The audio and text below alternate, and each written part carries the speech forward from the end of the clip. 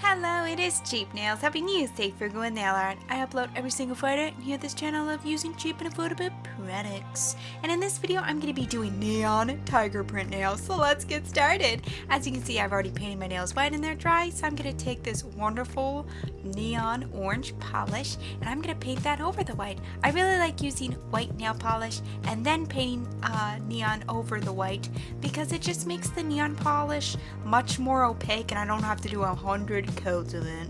And after that is dry, I'm going to take my paintbrush and some black acrylic paint and I'm going to do the stripes. But first of all, I really suggest doing this.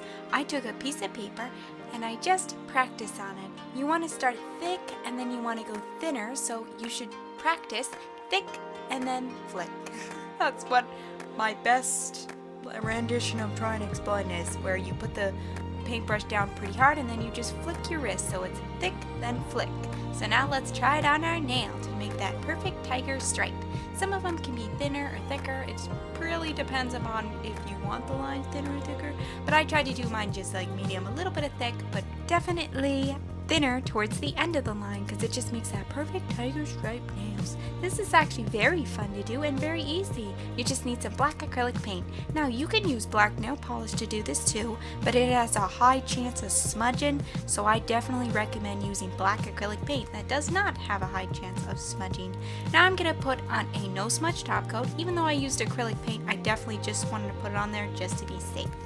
Now I'm going to take some wonderful black rhinestones and some wonderful top coat, put that towards the top of my nail, and then I'm just going to place my rhinestones on that wet top coat.